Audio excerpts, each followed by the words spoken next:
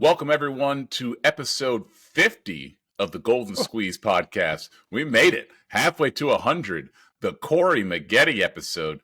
Just kidding. The David Robinson episode. Talked about this. The David Robinson episode of the Golden Squeeze podcast. Thank you, all three of you, for being here the entire time. We love you. We love you. Shout out to your dad, who was recently there to visit. I'm sure y'all talked about the Golden Squeeze the entire duration of his trip. We talked about nothing else. But we do have a lot to talk about, and we're going to start with Elimination Chamber. And we would have talked about this sooner, but stupid me, I couldn't find my headphones, which hindered our ability to do the podcast. It was one of those situations where my headphones were hiding in plain sight. They were behind my computer for no apparent reason, and I looked everywhere. I tore down my house, and it took a woman's eye to find them because I had no idea where they were. But my wife stepped in, and she saved the day. So here we are. AKA she planted them there because she had them the whole time. Well, I know that it's her fault they were there.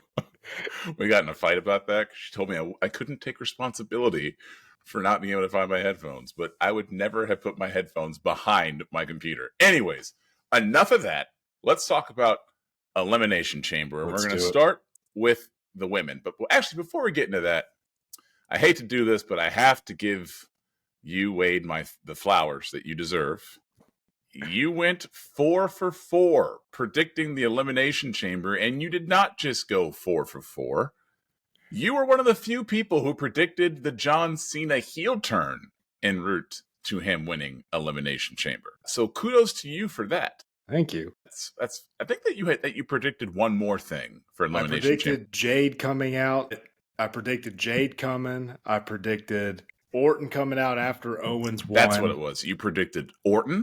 I don't remember. We got to go run back and replay the tape on Jade Cargill. I don't know if No, because I didn't get it fully. I said Jade would be revealed, or Naomi would be revealed as the attacker. Jade would take her out, and then Becky would replace her. But the Becky part did not happen. The Becky part did not happen, but the other items happened, and Bianca won, which you still predicted that Bianca would win, I think, didn't you? Mm-hmm.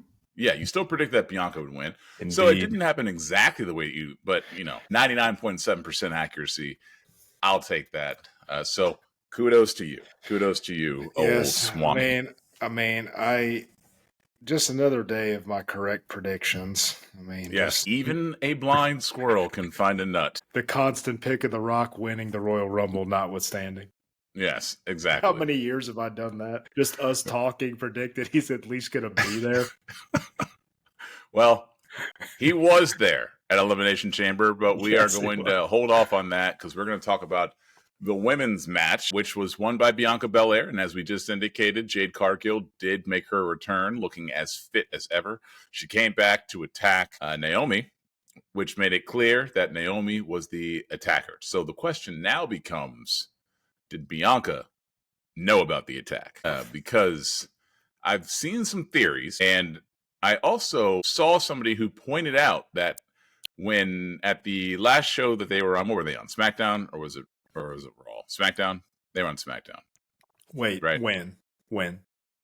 When was it most recently confirmed that Naomi did the attack? Was that SmackDown? This past Friday, yes. Yeah, so SmackDown. I believe that I saw that both Naomi and Bianca were wearing black, and Jade was wearing white. And I don't want to read too much into that. But Naomi and Bianca still had matching outfits, even though I know that Bianca knew what was going on. So I think at some point in time, Bianca is going to come out as being part of this attack too. Yeah, because Bianca came out and had Naomi come out and confronted her, and she got her to finally admit that she was the one who did it. And then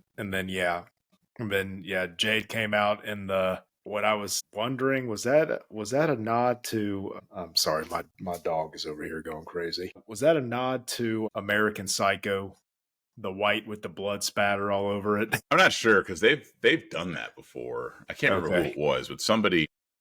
Or Dexter, something. I'm not sure. It's very tough for me to tell a lot of these outfits because I liked it though. It looked good. 70% of the time, neat. the outfits are important, or at least at the very least, they have a significance. And sometimes it's tough to tell it. But I think that the outfits played a role in this more than meets the eye. But we will see as time goes on. That's something I did not pick up on. But yes, just the dynamic of what was to follow, because we're getting the triple threat for Io, Rhea, and Bianca. Io came out tonight on Raw.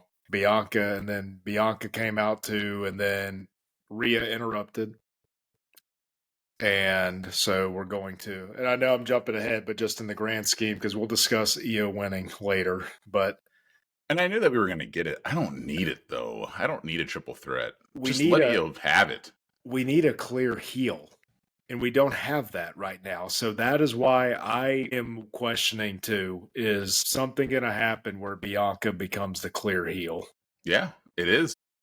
It is. I think that the outfits were the first step towards that. I think it was foreshadowing. And because you are correct, you can't have 3 baby faces. Well, who?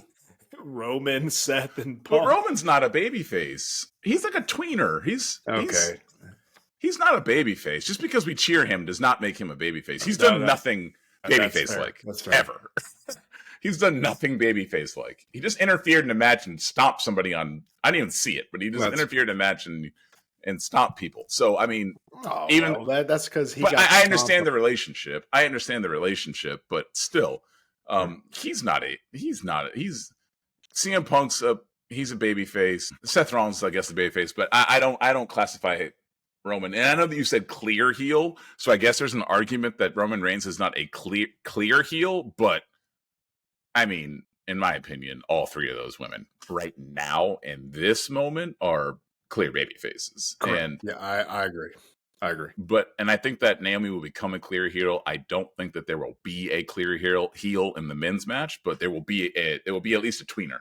So it is what it is. I've never been in the mindset that you need 3, that you have to have a heel. Yes, I do think that it makes things better, and I know it's the formula for wrestling. But the people who love Roman probably don't love Seth. And the people who love Seth probably don't love CM Punk. Like, I think that those 3 I think that those are 3 different fan bases, in my opinion. Mm-hmm. So I think it could still work. It's not like if, I don't know, who were 2 people that are just beloved. I can't even think of an example of just 2 people. It's not like Otis versus like Jey Uso. I don't know. Just 2 people who everybody likes, except me. But I don't know. But let's not go too far off in a tangent. Let's talk about the women's match. What did you think of the women's Elimination Chamber match? I liked it. I've got no problem with Jade taking out Naomi. I just feel like there should have been some sort of somebody to replace her. It happened that early in the match, like before the match started, I think, or close to it. And I don't remember the Belladrome. Yeah. And so, I mean, with that, you essentially it was a 5-person elimination chamber, basically. It was, yeah. And so that part of it I don't necessarily like as much as I would have loved to have seen Becky. I understand why they wouldn't want to put her in there if she wasn't going to win in her return. But I think somebody should have filled in, even if I think they could have even done something and had Jay take her spot and then Bianca end up pinning her. Or something, leading to more tension and questions of what really happened that way. Yeah. But other than that, I enjoyed it. I enjoyed the match. But they don't want to have Jade lose either. So that's fair because she's been out for a while. And then you have her lose in her match back against Bianca. I think that hurts the storyline if you do that, because at some point in time, especially if we just want to jump ahead, let's just hypothetically say that Bianca does end up being involved in the attack, then that leads me to believe that Jade is going to play a role in the triple threat match, or it may become a 4-woman match. Who knows? I mean, I remember WrestleMania 20, that cluster that was Triple H, Big Show, somebody else, and Mankind, and one other person, maybe like Chris Benoit, and it was one of the not better main events, but they've done it before. They can have a 4-person match. Yeah, I don't know. How does Jade play into WrestleMania with this storyline? Or is it just Jade versus Naomi in a match? As it stands right now, it'd be Jade versus Naomi. But then I just don't think that Bianca could have played a role if that ends up being the match. So I'll just sit back and watch. Yeah. Now that one's tough because I could see, because you're right. Most little things aren't done. They're done intentionally. Yeah. Like the outfits thing, even just some little things like that are normally done for a reason. Yeah. And so, yeah, that's But and then correct. Somebody also they can't turn Ripley heel. No, they're not doing that. I don't think they can. I mean, they probably could turn EO heel, but I don't really see a direct path to do that. I think too many people like her right now and have been clamoring for them to reward her for that and her performances. Excuse me. Something else that a video clip I saw, I don't know if you sent it to me or if I just saw it, but they showed when Jade came down to the Bianca, it looked like was taking off the rest of her outfit before was about to get ready for a fight, almost like she didn't know didn't know if Jade was going to come after her. Yeah. And that makes sense. Yeah. And I was like, but it was like something very, very subtle that obviously, you're focused on Liv's reaction and then Jade coming to the ring. But that was another thing too, but again, I agree. It's like, where would that all fit in with the Mania stuff going on? Yeah. With that one, I don't know. That's tough. That could go in a variety of ways. Yeah. And kudos to Bianca. Top tier acting. She seemed actually distraught. So good on her for that. Looked like they both were crying. Yeah. So kudos to her. But I enjoyed the whole pay-per-view. I enjoyed the match. It was fine. I wish Alexa Bliss had a little bit more to do. Agreed. I just think that she might just be biding her time until she gets maybe back in ring shape. Because the only real way to actually knowing that I never wrestled in my life, but for I think most things, the only real way to get back into shape is to do it. Like in basketball or football, you can simulate that all day, but it's not the same as actually playing a game. Right. So she can work out in the ring all she wants, but she has been out for quite a while. 2 years, well, at least a year. So between 1 and 2 years, I don't remember exactly how long. She's out for a long time, so she's got to get her sea legs back. So I think that she's building up to something, but they need to find something for her. Give her a program with Becky when Becky comes back. I would. It's tough because nobody wants to see either of them lose, but they clearly have no problem letting Alexa lose. So fine, let Alexa lose, but at least she can be with Becky and it'll elevate her. I was actually hoping that I was hoping for maybe Liv versus Alexa at Mania. But now that they've got the women's tag titles back, I'm thinking those are going to be defended at Mania. Yeah, it's not going to happen. But that would be good.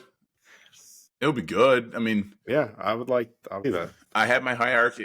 I've gone over this numerous times. There are people who I think that these women can beat, and people who they shouldn't be able to beat.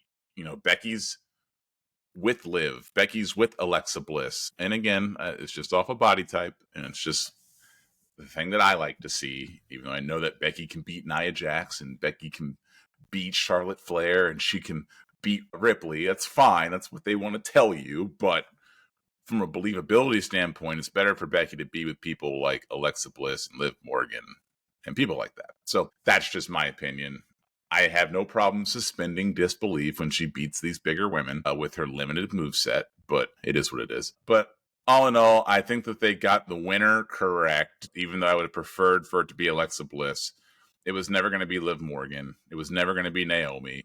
Who else was in it? Liv, Naomi, Bianca. Roxanne.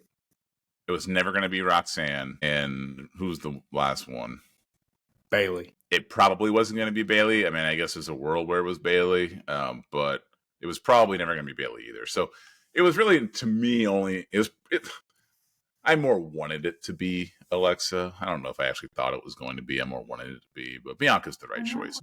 This is why I don't talk about it. This is why I don't talk about her, because then she pipes up. But good match. Good match. What came next? What came next? Was it Tiffy and Trishy? Tiffy and Trishy versus Nia and Candice LeRae. I mean, it's fine for what it was.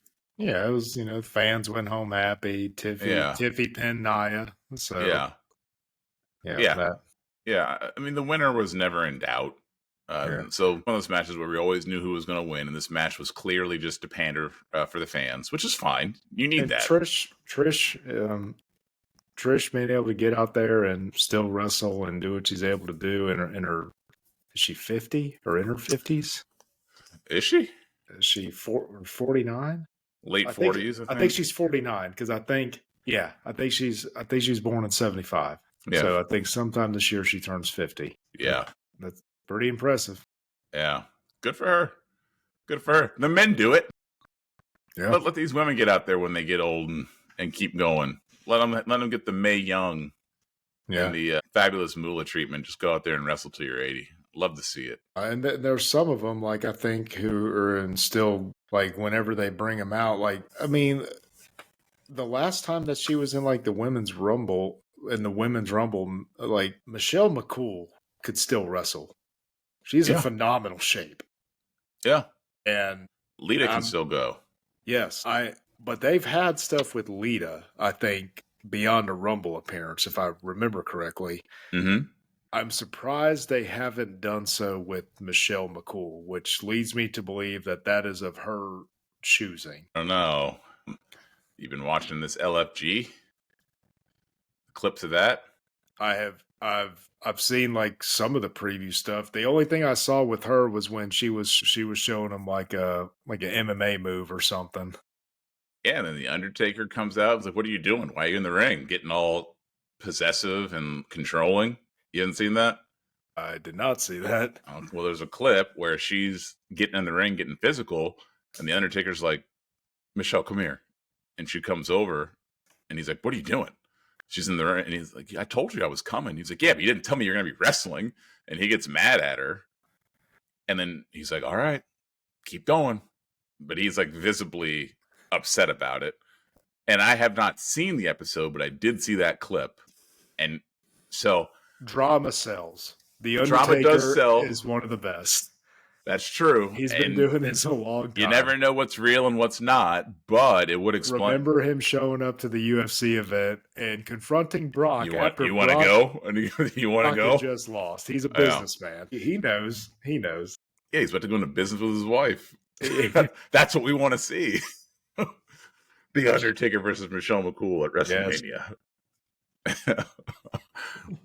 That being said, though, it would explain why she hasn't been in the ring if it was real. But I also don't believe it was real.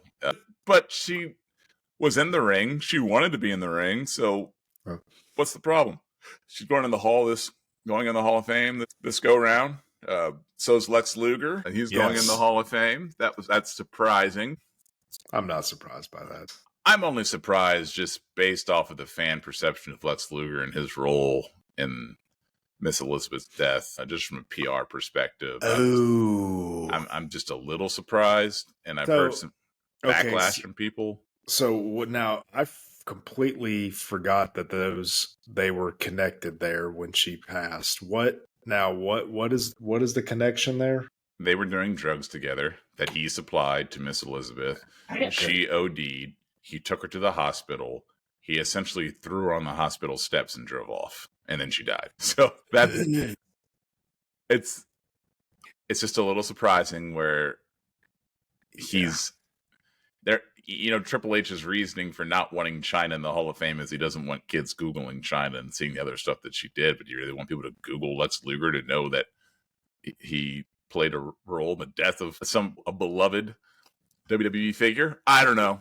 Well, on a related note, on Raw tonight, and granted, I know it's a very iconic moment in WWE history. That said, I was very surprised that they continue to bring up Jimmy Snuka, and they did. They did tonight. They did Another tonight. murder. They Another did. They murder. did tonight. They did because I think the splash off the cage was in MSG, and that's where they were, and they brought it up. Right. And when I heard that, I was like, "Ooh, kind of."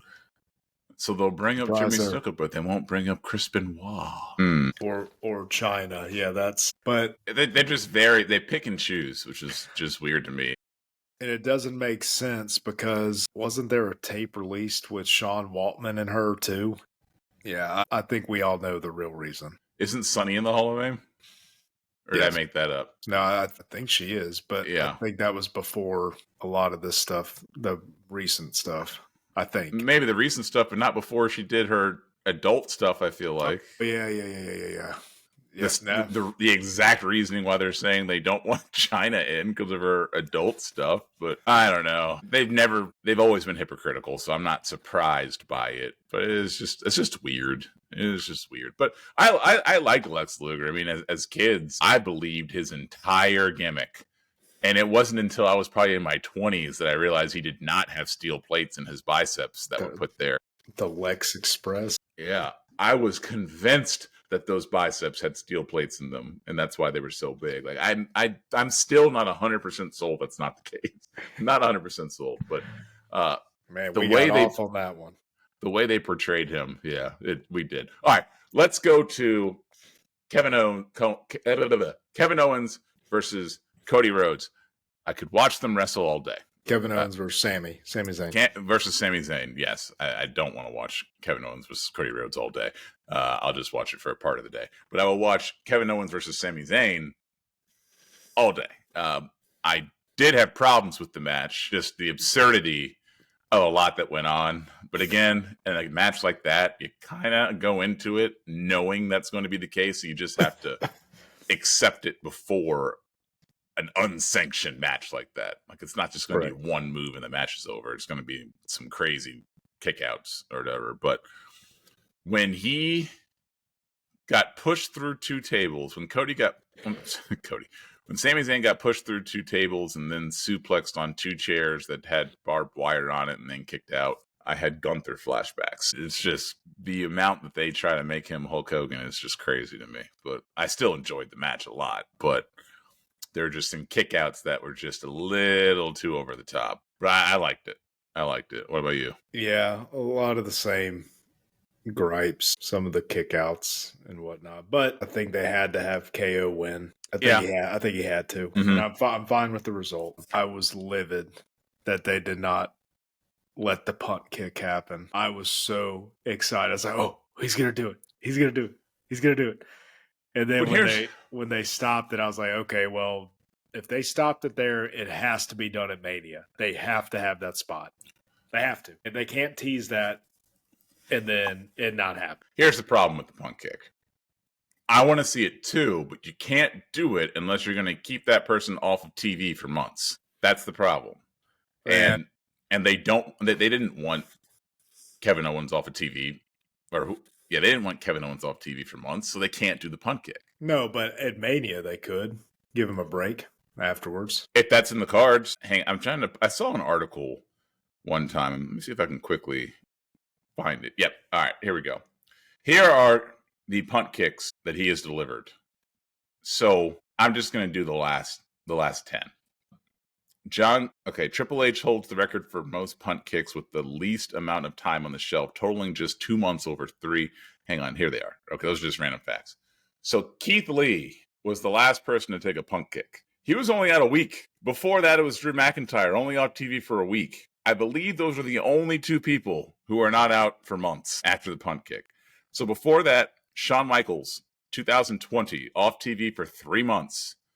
Ric Flair, 3 months. Big Show, 4 months. Christian, 3 months. Edge, 6 months. Big Show, 3 months. Big Show, 3 months. Sheamus, only 2 weeks.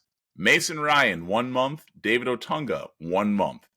Michael McGillicuddy, 2 months. Husky Harris, 2 years. Husky Harris took the punt kick. Come on, stop. He took the punt kick and then ridiculous. And then debuted He debuted as Bray Wyatt 2 years later. He punt kicked him into a new character. Chris Jericho, over a year. Cody Rhodes, 2 weeks. John Cena, only out for a 3 count. Ric Flair, 3 years. Triple H, 2 months. Shane McMahon, Ric Flair, 3 years. 3 years. Off TV for 3 years after getting punt kicked.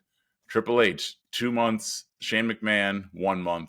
I can go on, but the bottom line is it's very rare where the punt kick does not result. But I guess I didn't realize that there were a handful of ones that were less than a month. So I guess they could do it, but the guys who were less than a month were, John Cena.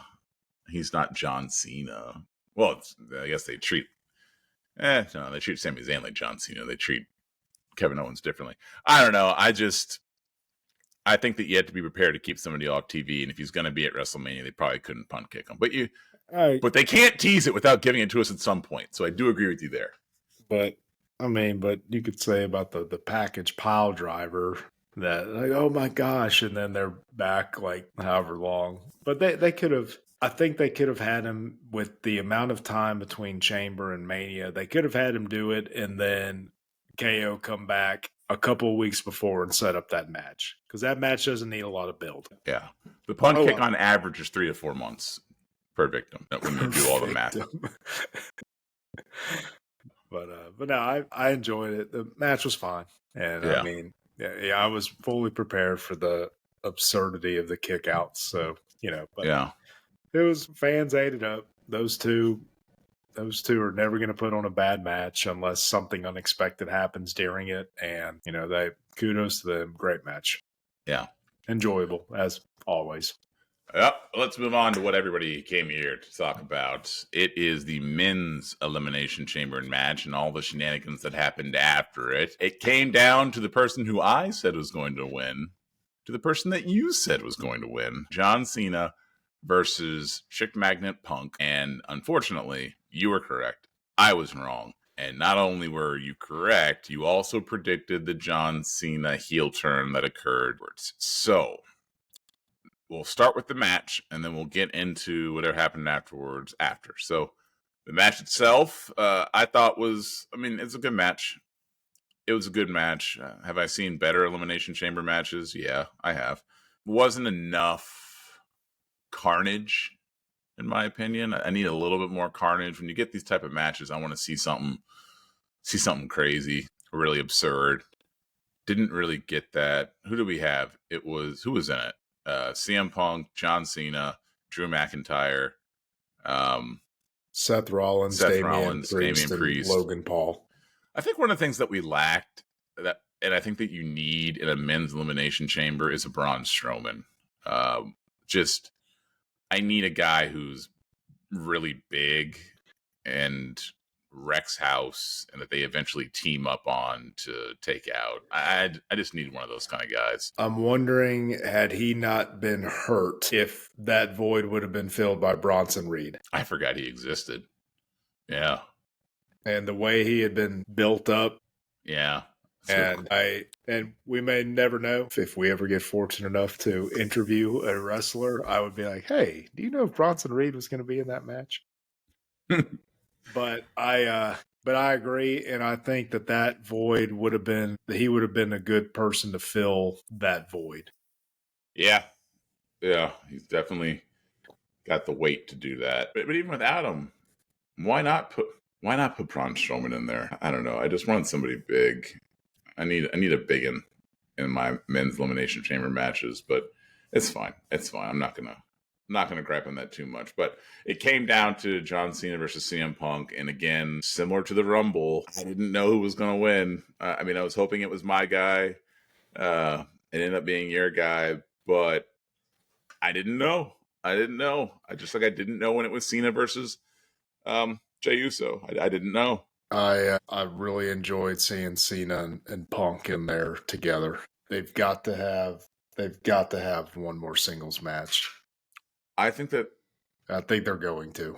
I think CM Punk might be winning regardless. And I think that you might be right with the stipulation. And then he inserts himself into CM Punk versus Cody Rhodes they're going to give him 2 main events to reward him. We'll get back to that in a second. because now I don't know.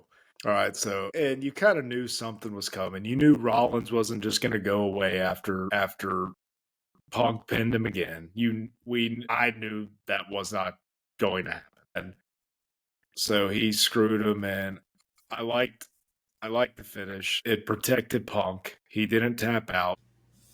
The way Cena went out, I'm sorry, the way Punk went out kind of protected him, got stopped by Rollins, and then Cena pounced, and then so Cena wins. Cody comes out, and Rock comes out. Cody tells Rock to go F himself, right, with my youngest next to me. So yeah, let's talk about that. That was completely unnecessary, and I know what they're going for. They're going for shock value, and that's fine. I know that we asked for edgier content, but the F word, that's a little drastic on television like that. I was not okay with that personally. I'm okay with it for me, obviously. I love it. But they gotta warn us before they just drop the F-bomb like that. Yeah, and that just tells me that was just on the fly, him doing that. Because I think if they would have rehearsed that, I feel like they would have been able to edit that out. Yeah. I don't know. No. They should have put in the rating or something. F word will be used, so I could just known. Yeah, but it is what it is. It's a learning lesson for your kids. And I was like, do not repeat that. And she was like, I won't. I'm lucky my wife is not watching with us, or else I'd have been in the doghouse, and then they probably wouldn't be watching wrestling for like 4 more months. So it is what it is. I made sure they understood not to repeat it. My 2 oldest, they know that word. My youngest has no idea what that word is. And he still doesn't. I didn't think he noticed, but it's just one of those moments where I was like, ooh, whoa, didn't expect that one to drop. No, I didn't either. But no, especially from Cody. Yeah, no issues though, like with it being repeated thus far. So, yeah. And then of course we all know Cena finally turned, and Travis Scott slapped Cody, barely busted his eardrum. He looked completely out of place. His role was really weird. Okay, I understand the entertainment value and all that, but he was smoking out on like his way out there. Yeah.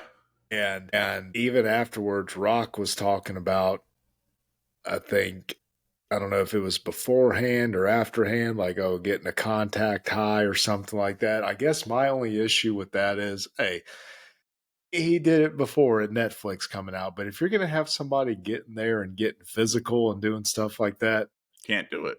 I mean, do you, but granted, I'm sure they're like, hey, hit me here, do whatever you want to, hit me as hard as you can. A lot of those guys, old school mentality guys like Cody probably said that, but I'm just sitting there thinking, like, after they said he busted his eardrum, I was like, if that's really the case, like, maybe they should have been like, hey, man, just don't smoke weed while you're, or just we'll throw down after this is all said and done, but leading up to it, since you are going to get physical, we need you in a good mental space.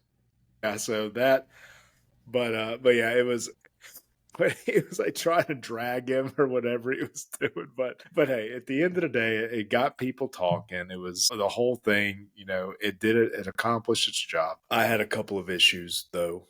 I'm glad it finally happened. It was one of the things that some people said would never happen. I after the interview at the Rumble, I was like, it's coming. It's happened. At some point, it is happening. I didn't like, and this is nitpicking, I know, I didn't like how Triple H announced ahead of time it was going to be industry changing. I think that kind of took away even more so of the surprise, because it's like, okay, that's the only possible thing that could be happening short of somebody who was just on AEW last week, like MJF or somebody showing up at the end. Thinking they're still under contract, a la Lex showing up on Nitro. And it tells me the company doesn't trust itself. And what I mean by that is that when you and I were growing up, you didn't have to do that to sell your pay-per-views. we were all going to watch pay-per-views anyway. So I feel like now they feel like, oh, if I don't say this, people aren't going to tune in. But that's what I don't think that was necessary. You already knew The Rock was going to be there, and then is Cena going to go or not? I just didn't think. Most of the time I would say, hey, I get it, to try to draw additional interest. I don't think that was necessary for this. You had all the star power. I agree. I don't get it. But I mean, hey, it is what it is. Try to draw as many viewers as possible. Excuse me.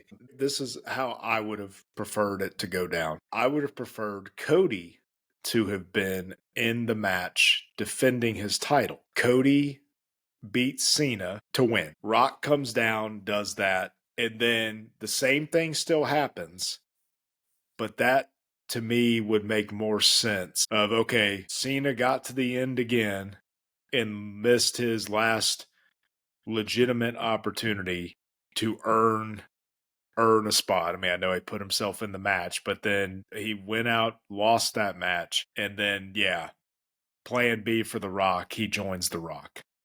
To me, that would have made more sense. Yeah. If he came up short and then turned on Cody and joined The Rock. That's just me, and I know that's nitpicking. I still think overall it was done pretty well, and I still enjoyed it. But what was The Rock doing when he did this and then put up two fingers? What does that mean? I don't know. There's speculation about that too, because when he did it, the one they had in Atlanta, when he came out and he did like the 1, 2, 3, and then he went like that, and it was Roman, Cody, and I think, was it Jimmy? I don't think it was Jay, because I think that was pre-War Games, wasn't it? It wasn't SummerSlam? No, SummerSlam was in Cleveland. No, this was at whichever show was in Atlanta. Yeah. Fastlane? Blood, was it? Bad Blood. Bad Blood, okay. I was going to say, I thought it was something with blood, but was it? That was in October. Okay.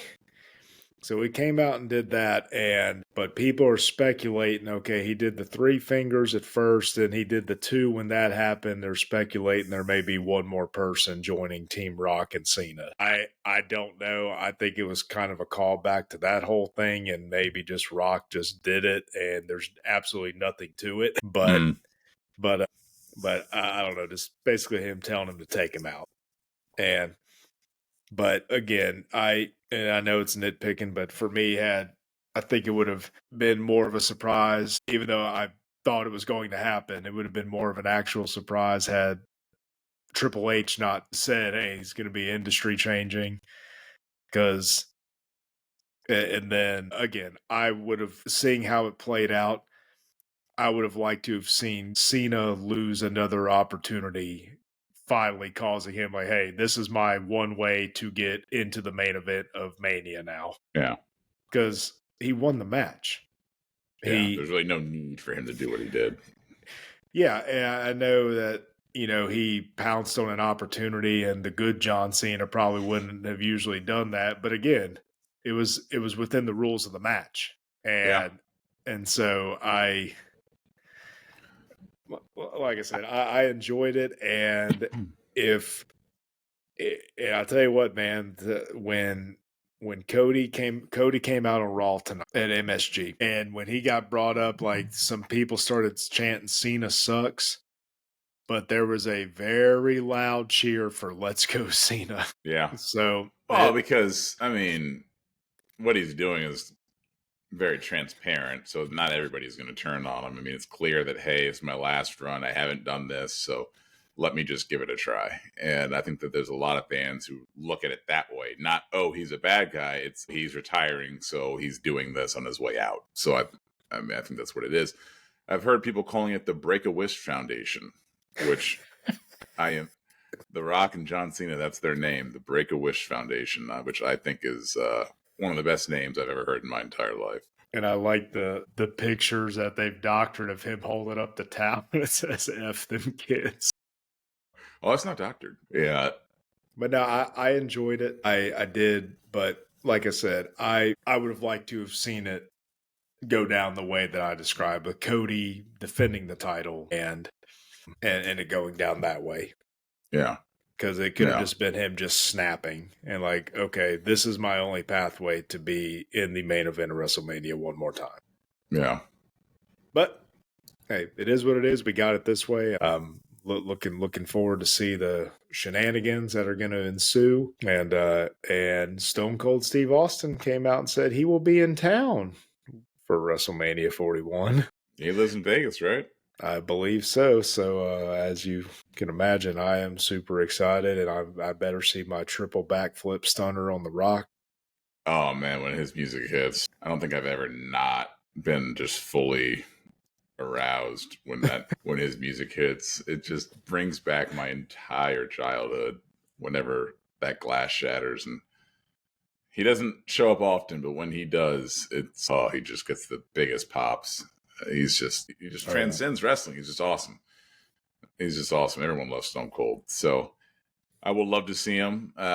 So does he play a role in one of the matches similar to Undertaker? I think there's going to be a lot of shenanigans in that match. Well, if they can book it the same way they booked last year's main event, then give me all the nannies. I'll take all the shenanigans because I loved every single last shenanigan that was put in last year's main event. Oh yeah, and I definitely think there's going to be some of that. It's just, and that's why I said I'm unsure about what I said about Punk being put into that match, because I think without a triple threat, there will be enough shenanigans to avoid Cena having to try to go 30 minutes. But I'm not saying he can't. I'm just saying, I think they all kind of say that the ring rust thing is real. And so... Well, let's talk about it, because...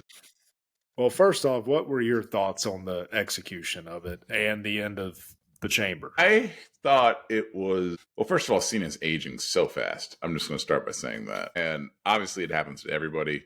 I'm not faulting him. But his muscle mass is so far down. And his hairstyle is just ridiculous. And...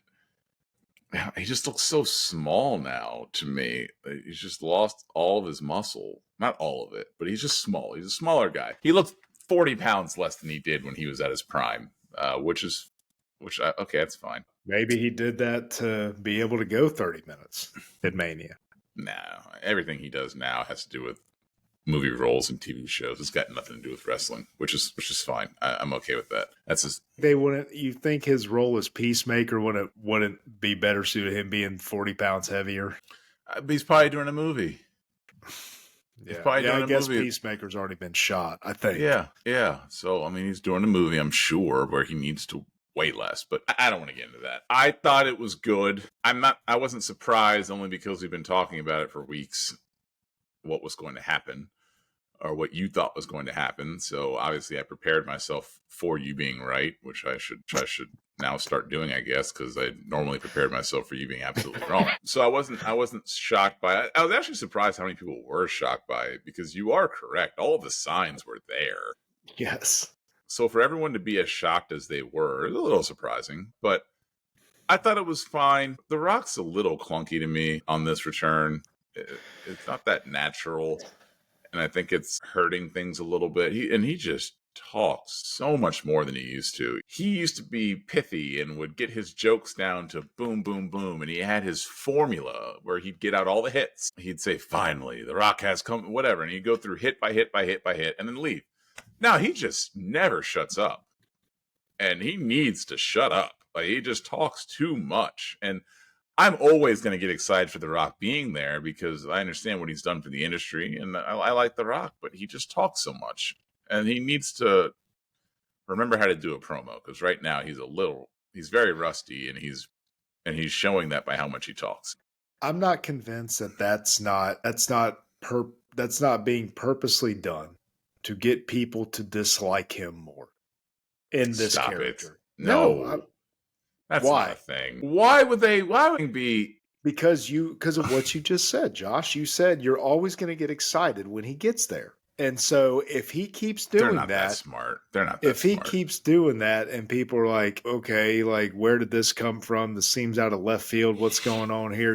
That gets people like to be pulling for Cody against the boss who inserts himself into a third of the show, and that gets you to go against him even more. It just seems lazy. Maybe. I don't know. I'm not saying there's not different ways to do it. I'm just saying it's a possibility. If that's the case, then that's the worst thing the company can do, because all you're doing is taking opportunities away from other people by having him talk that much. He talks enough where you could put in a match. So that's how much he talks. I don't know how long the last segment was, but it was probably 20 minutes. It didn't need to be. It could have been 5. Yeah, but they have more leeway because especially like that on a PLE, you had limited matches you were going to have anyways, and then I think that definitely had some more. But it's a pay-per-view that's always going to have limited matches. That and Rumble are always going to have limited matches just based off of the nature of the pay-per-view and the type of match that's in it. So, I don't know. I like the heel turn. Good for John Cena to try everything before he goes out. I'm happy for him. I'm probably not going to boo him. So, it is what it is. I am really excited for Cody came to the ring, and him and Cena are going to be in the same building in Brussels next week on Raw. Mm-hmm. And as silly and minor as this is, I am looking forward to seeing how John Cena dresses. Is he going to be in all black, or what's he gonna come out wearing? He's not going to change a thing. He's going to wear the same stuff. You think so? And he's going to say something, and he's going to try to pretend like nothing really happened, and it's going to make people insane. I don't think he's going to change the way he dresses, and I think that's going to piss people off even more, because people are already getting pissed off by his Instagram, because he's still sending out inspirational messages every day, and it's in the comments section is driving people insane. Cody called him out about that, so this is all part of the plan. Cody brought that up in his promo tonight. Okay, well, yeah, he did. He did. Well, I've been monitoring his social media. I've been monitoring the comments section, and the people are not pleased with. He's trying to pretend like nothing happened, and I think that's on purpose. And I think that that's going to continue on March 17th. And my question is, does he wear a hat and then throw it and then run in the ring? That's what I want to see. My question is he going to have the big chain with the lock on it? Is he going to go back to the Doctor of Thugonomics? Or is he going to evolve like The Rock into a different heel character? What if he came out in a full suit? I tell you what I would love, if he came out like The Rock in a leather vest and black bell bottoms. Him and The Rock came out in matching outfits. That would be awesome. Dude, I'm telling you what, The Rock's outfits have been amazing in this iteration of this character. Oh, yeah. And I'm telling you, man, that one day he walked out in that gaudy shirt that was probably $10,000, and Solo had to turn away because when he saw him, he was trying not to laugh. Yeah. So, yeah, I am just seeing his appearance has already got me super excited about seeing next week. Yeah. I'm excited, and I really like how it is going on like this is the second full week he's not going to be on TV after doing that. I think that just makes it even that much better. Yeah. That he's not even showing up to TV. Yeah. I mean, they know what they're doing. I'll just say that. I can get mad about how everything, but in the end, I'm rarely disappointed. So they know what they're doing. Sure. They have a formula. They stick to it. Or if they don't, we're surprised, and it makes for even better television. So they know what they're doing. They know what they're doing with Cena.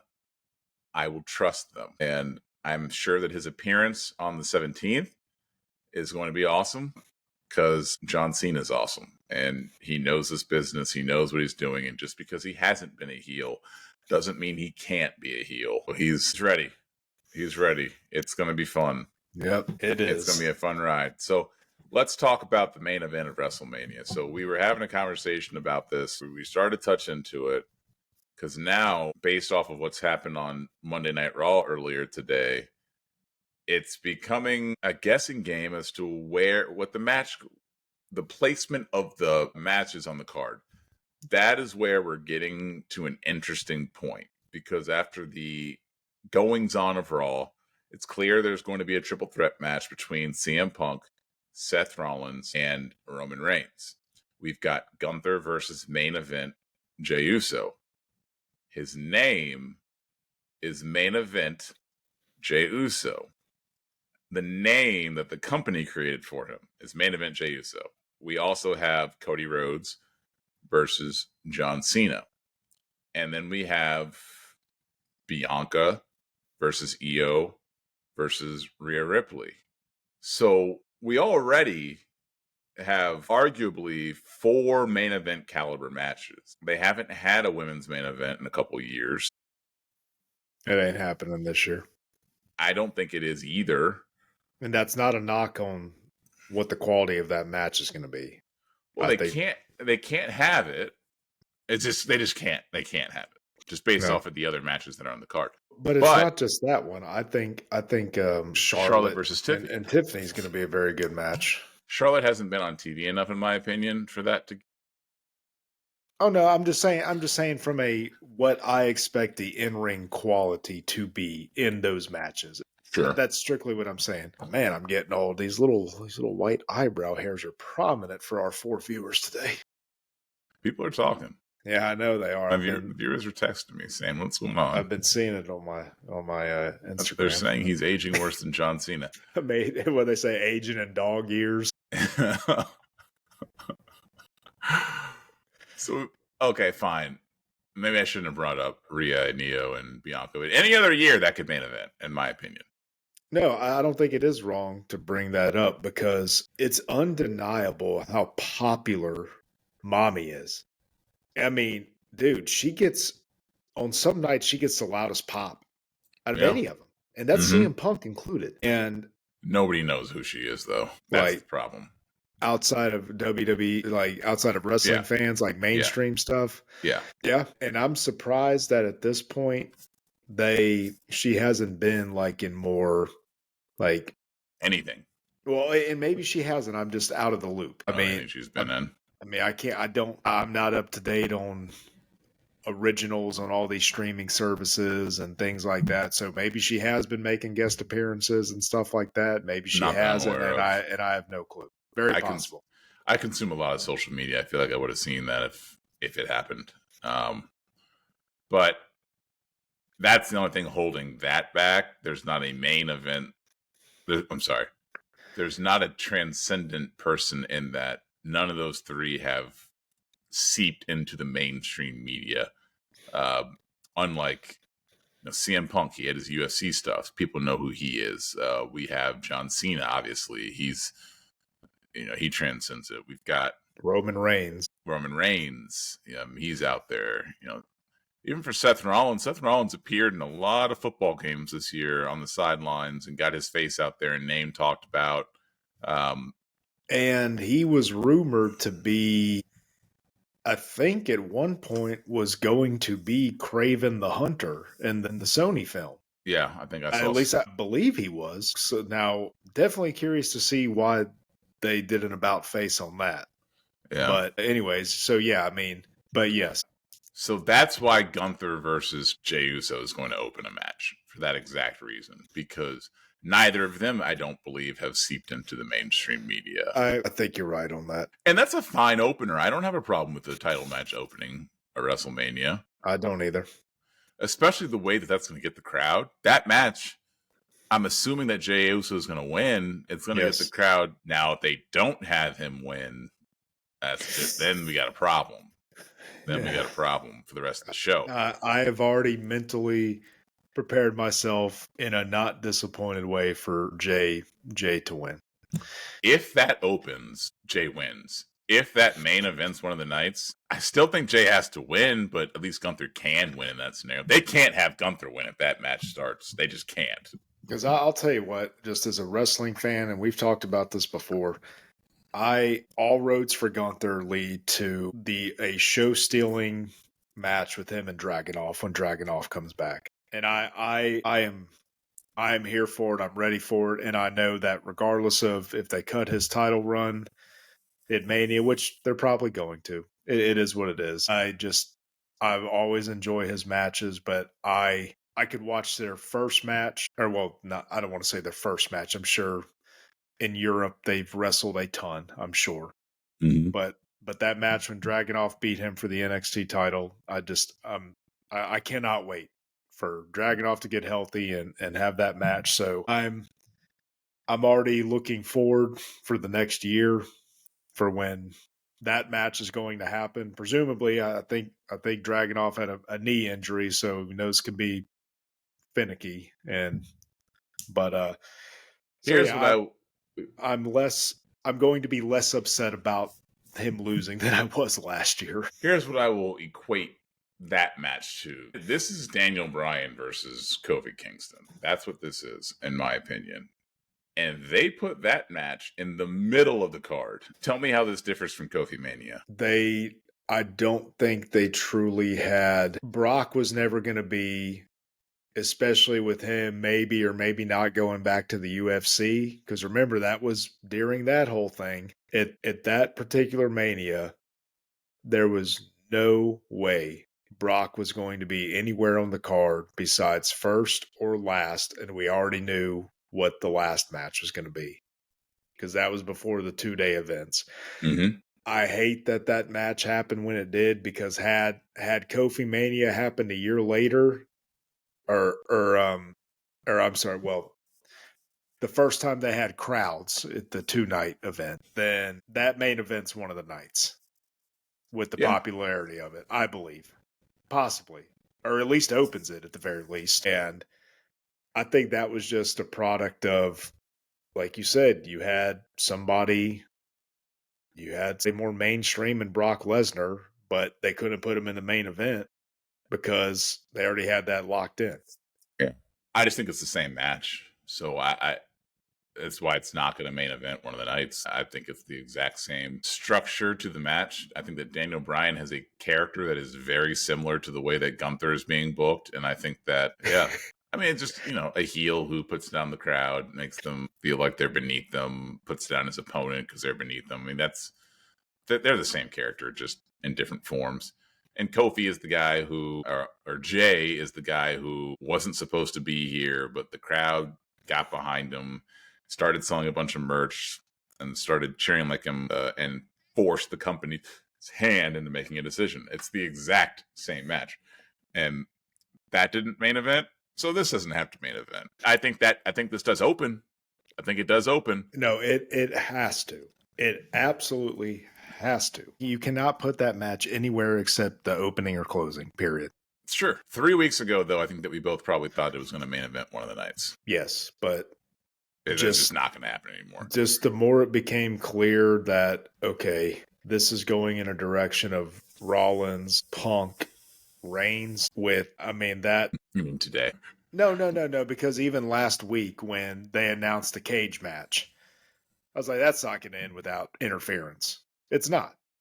Yeah. Some shenanigans are going to ensue involving Roman Reigns, especially with it being at Madison Square Garden. You knew Roman Reigns was going to be at Madison Square Garden. But with that said, if they run the angle of the winner gets put in that match, which I think it could work, but I think it'd be convoluted. But if they run that angle, I could see that opening and Jay and Gunther main eventing night. I could see that happen. It's funny. The way the WWE has just completely changed their PLE formula. I'm looking at the WrestleMania that you and I went to. Do you know how many matches were on that card? A lot. Throw out a number. Let's see. I'm thinking in my head. I may be able to remember most of them. I don't remember half of these. Okay, you had Seth and Brock open. Yeah, but I'm going to include what happened before that, because there was matches before that. Oh, okay. I want the okay. whole day. You had the men and women's Andre the Giant Battle Royals. So you had both of those. You had, the Buddy Murphy versus Tony Nese. But it was Buddy Murphy versus Tony Nese? Mm-hmm. For the Cruiserweight Championship. Okay. That's what opened the show. Okay. So you had that. And then you had those two matches. So you had to 4. Brock and Seth. But I was saying that in the 4. So the 2 Battle Royals, Buddy Murphy, and then Brock Seth and Brock. And then you had Randy and AJ. Mm-hmm. because remember something happened with the lights and the people were freaking out and chanting something because something like they couldn't see or something was going on. The lights were shining too bright in the top sections. The peasants who couldn't afford the good seats like we had. Those are Josh's thoughts. We need to have that flash Peasants.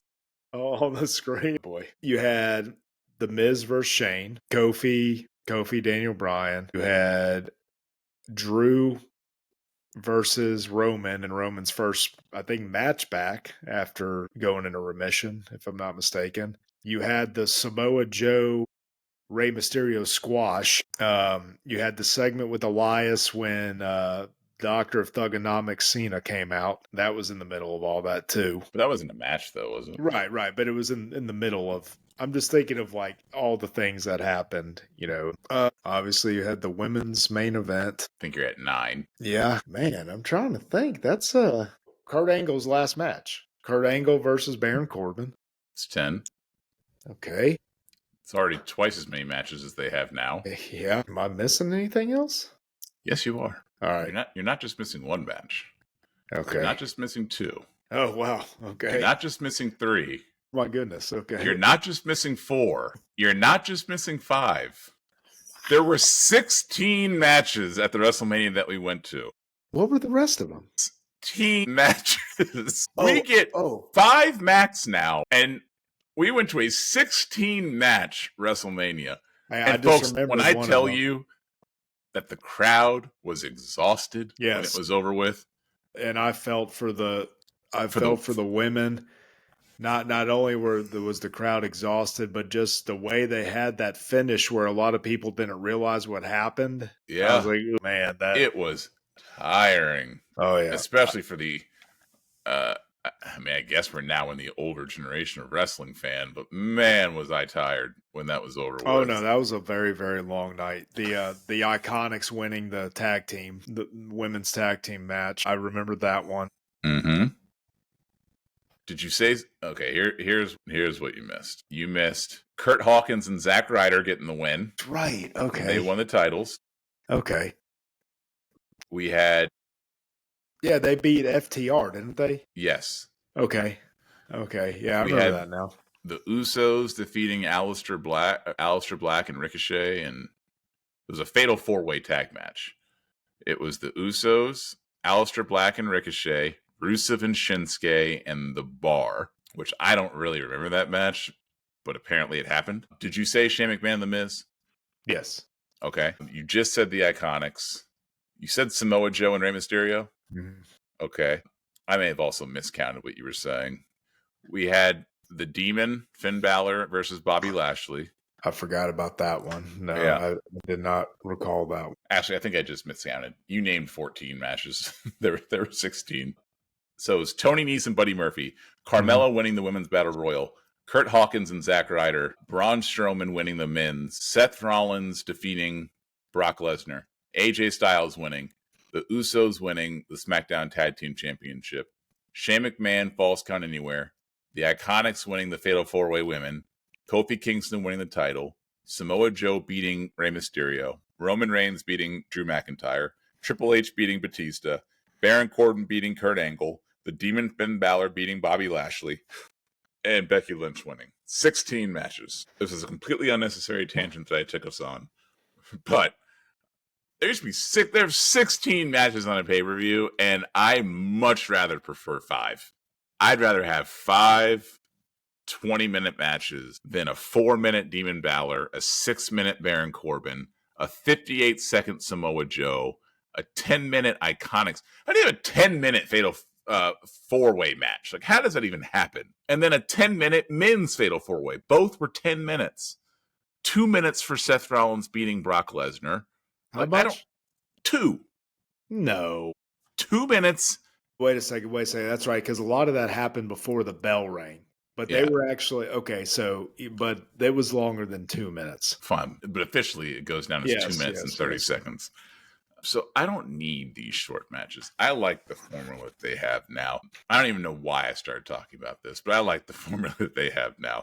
But let's get back on track. No, we were talking. I started this off because of how they're going to structure the card, and me saying that how is this different than Daniel Bryan versus Kofi Kingston, which got put right in the middle. That was match number 10 of the night. So how is this any different? Bottom line is that is not main eventing. We're getting a triple threat. There's no main event star in that match, so it's just not going to main event when you have main event stars. Again, I think the only way it does is if they add a stipulation to that match, which they all have history. So I definitely could see it happening. It's possible. But if that happens, I think it's going to be Seth, Roman, and Punk and then Uso, and then Uso main events night one. I just don't want that to happen, though, because then I know CM Punk's winning, and I'd rather not know who's going to win. I'd rather think. I want to think. I think this person's going to win. I'd rather have that mentality as opposed to, oh, I know this person's going to win. I don't want that. What do you mean by Punk's going to win? Win what? If that opens, if that opens and there's a stipulation that puts him in the main event, we know that Punk's main eventing one of these nights. I just feel like I know that. Okay. Right? Right. Yeah. Yes. Like, I feel like we know that. I just feel like that's all he's ever wanted. All he's ever wanted is to main event WrestleMania. If he had main evented WrestleMania in 2010, he never leaves the company, in my opinion. So he was never going to come back unless that's what he was promised. At least 1 year. And he's not a spring chicken. He's closer to 50 than he is to 40. So, I mean, his time is numbered to main event. The time is now. You can't see me. The time is now. And with that said, I am surprised that some of the matches they're having him in leading up to this, if that's the end game. I mean, like, dude, some of the spots in the cage match tonight is like, it's a little close to Mania to be doing some of this crap. But hey. That's because they probably don't really want him to main event WrestleMania. So if he gets hurt, so be it. I mean, dude, the same could be said about Seth Rollins, though. Yeah. I mean, just with both of them having injury history and, you're having them do this stuff this close to the main event. I mean, to WrestleMania. But yeah, it's going to be interesting. I like the uncertainty. But some of the matches are starting to fall in place. There's another segment tonight. Looking like we're going to have AJ versus Logan Paul at Mania. Perfectly acceptable. I think that'll be a good match. Great match. And, And a little unsure of who Braun Breaker is going to face because Dom got Finn a match for the Intercontinental title next Monday. So, but seeing as they're going to be in Europe, I'm wondering if next week after Finn loses, if that's going to be the beginning of the end of Judgment Day and it's going to be Dom versus Finn at Mania. And then Sheamus, being that they're in Europe, comes to restake his claim at the title, and that match happens at Mania. But that's one of the few that there's uncertainty with what's going to happen. I'm thinking all roads are pointing to a tag team ladder match for the men's tag titles, which I'm assuming the Street Profits are going to win. Yeah. But I think all signs are pointing to that. LA Knight beat Shinsuke last Friday for the U.S. title, got that back. So we still got that up in the air with what's going to happen there with that match. But for the most part, I think a lot of these matches are starting to come together. Yeah. But it's shaping up. Should be a fun 2 nights. But I think they'll have enough matches where there'll be a good blend on both nights. All the matches will get plenty of time that they need, and should be good. Yep. Yeah, it should be a good WrestleMania, and hopefully they can have their first good Raw after WrestleMania, and since pre-COVID. I don't know. We've got some potential with and we haven't even gotten into what's going to happen and what's been going on with NXT, but we've got some we've definitely got some potential for some good call-ups the next night. Yep. Roxanne Perez, is she officially up? No. I believe, who is she fighting tomorrow? Is she fighting tomorrow? They've got their big Madison Square Garden show tomorrow, Yeah. or part of it, but with the TNA crossovers and stuff like that, should be a good one. Should be a good one before they start getting in. I think all roads are pointing to, you got an NXT Underground match tomorrow with Trick Williams versus Eddie Thorpe. I think all roads are pointing to Trick versus Oba at Stand and Deliver. And I think the loser of that match shows up on Raw or SmackDown the following week. Yeah. Trick. What, the loser of the match? Yeah. I just don't know what there's left for him to do. I don't really know what there's left for either of them to do, but no, Trick's just been there for so long, it feels. Yeah. That's a tough one, man. Oba could have gone months ago. Yeah. But I think Trick is getting, to me, I'm enjoying his matches a lot more every time I've been seeing him wrestle. So he's getting better. But I think Oba's been ready, and the presentation of him has been very good. The style is good. And so, yeah, but I think the biggest question is going to be which one of the Roxanne's gone. She is gone. It's just a matter of how long do they keep Julia, Jordan Grace, and Vakir down there, because they are already right this second. All three of them could have bypassed NXT. Yeah, but there's no point in bringing them up if they don't have something for them. Or else then you run yourself into a Lyra Valkyria situation where they're just kind of... I know that she's got something now, but there was a long period of time where she just didn't have anything. And I don't think they want that. I agree. And they still have to bring back Becky at some point in time, too. So then they have to have something for her.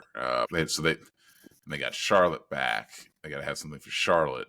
They're always going to have something for Charlotte. When Becky's around, they're always going to have something for her. And then Asuka's still got to come back. Asuka's still got to come back. So, yeah, we want these things to happen, but how many women's storylines can you have? They're always going to have something for Ripley. They've still got the Jade Cargill stuff. These are all valid points. So I wouldn't anticipate them bringing up the farm at the Raw at WrestleMania, but they can bring up Roxanne. They're not going to use Roxanne well in the main roster. I know they're not.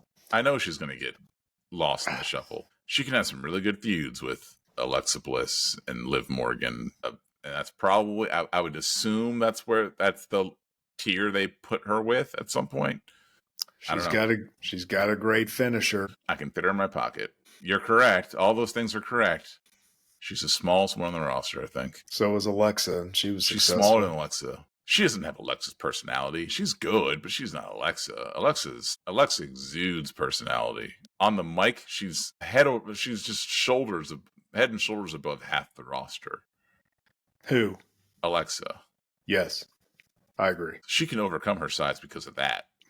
Roxanne's not that natural. I'm not quite sure how to help you with that. Roxanne's not that natural with that on the mic.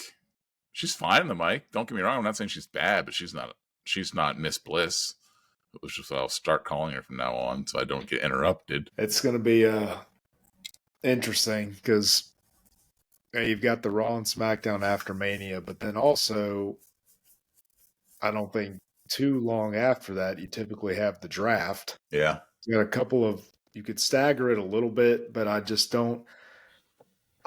do not see Vakir, Julia, and Jordan Grace all being on NXT for another full year. Neither do I. Now, granted, do I think there would be better storylines and better matches? Well, I don't want to say better matches because there's plenty of women on the main roster that they could have. They would get used better. Yes, less likely to get lost in the shuffle. Thank you. But less likely to get lost in the shuffle on Tuesday nights. But yeah. I just don't. They're ready right this second. They were always ready. Yes. That's not the reason why they're there. They're not there to learn like Sol Ruka is down there. They're there because the company knows we have too many talented women and we can't fit you on our roster, but we still want to use you and get you airtime, so we're going to put you on NXT. That's why they're NXT.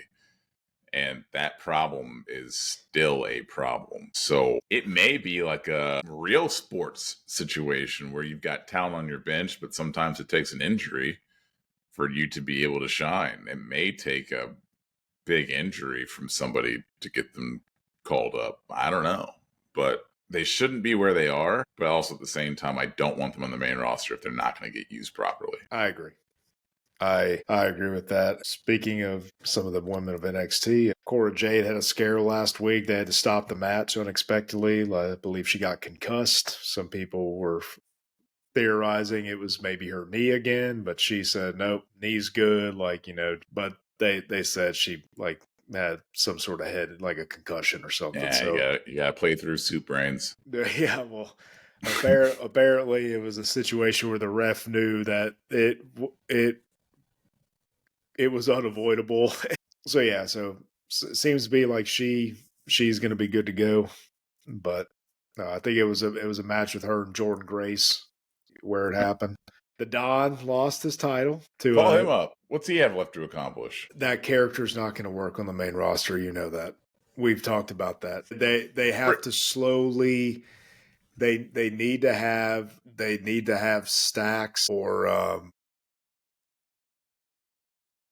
Crucifino oust him so they can start a different character. Yeah, but you're saying it like the WWE views it as a completely different brand. They can just rebrand them a different character. They don't have to start it off in NXT. Half the people who watch NXT don't even watch, or half the people who watch Raw and SmackDown don't even watch NXT. You can just make them whatever you want. Bring them up with something new.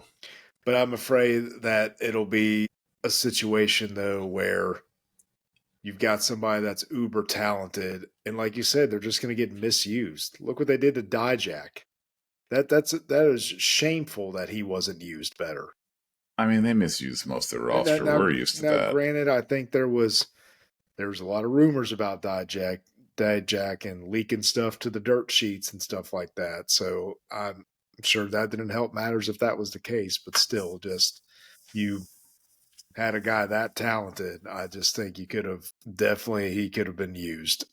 But that's my only fear, man, because I really like the Don. I like that hard hitting power style with the amateur. He's got the amateur wrestling background. I think he'd be a great addition. I just don't want them to misuse him. Yeah. I mean, they're going to. Yeah. But I think Shawn Spears had to win that match. I have no issues with him being the new champion to give that faction credibility. And I like Shawn Spears. I think that character is very good for NXT. And I think Shawn Spears is a good wrestler. Oh, dude. So you think Ethan Page is getting called up? He's ready. He's the most ready person on that roster. Either him or Oba are the yes. No. Ethan Page is the person who is most ready of the men in NXT to get called up. He's more ready than Oba because he's 300 times better in the mic than Oba is. Yeah. He's top 5 in the mic in the company. Top 5? Who's better than him? CM Punk. We're talking full time? Yes, I'm talking full time. Kong, say Reigns. That's close. Reigns isn't full time, but we can say that, sure, unless it doesn't fit my narrative and you name 3 more, in which case no, Reigns doesn't count. I know a lot of people probably disagree with me, but we've talked about this before. I think Gunther is fantastic on the mic. Yeah, but Ethan Page is probably better than Gunther, and that's not a knock on Gunther. I think Gunther's awesome, but English still isn't his first language. I think that one of the things that makes Gunther so good is that English isn't his first language. But I got to put him on a playing field of everyone where English is their first language, and I'm taking Ethan Page on the mic, I think, over Gunther. And I love Gunther, and I love him on the mic. Yeah, probably so. Yeah, I can think of a few more that I like. Fine, then I'll say this. He's arguably top 5 in the mic in the company. So, we can quibble over, oh, this person might be better, this person might be better. But you can easily make an argument that he's top 5. You could probably make an argument that he's top. Kevin Owens, fantastic. Yeah, he is. He's a great promo. KO's a fantastic promo. I think Rollins is pretty good on the mic. Yeah, but I think Rollins is good on the mic. I think Ethan Page is better because Rollins always sounds so forced to me, and he just starts screaming and starts saying the same thing over and over again. I normally know what's going to come out of Rollins' mouth. I don't really ever know what's going to come out of Ethan Page's mouth. It just seems like it's literally, this is how I'm talking to you. I'm not reading from a script. And I don't know if I know you haven't seen much of NXT. Did you see the show they did in Cincinnati? No. And I did not catch this until afterwards. They were in Cincinnati and Ethan Page arrived to the arena in a black and yellow suit. That's good. That's good. And I didn't because when I first I was like, oh God, look at that suit. And then later I was like, oh, he just went to Cincy with Pittsburgh Steelers colors. Yeah, that's good. That's good. All right. Well, Ethan Page is great. But I think that's going to wrap up episode 50. Oh no, let's dabble into the intricacies of now the women's division and where they go from here with the tag teams. Let's go. Oh, we're definitely not doing that. We're definitely not talking about the women's tag team division. What we're going to talk about is wrapping up episode 50 of the Golden Squeeze podcast. We are halfway to 100 and we are just getting started. If you liked what you heard, go ahead and hit the like and subscribe button down below, and we will see you on the next episode of the Golden Squeeze podcast. Yeah.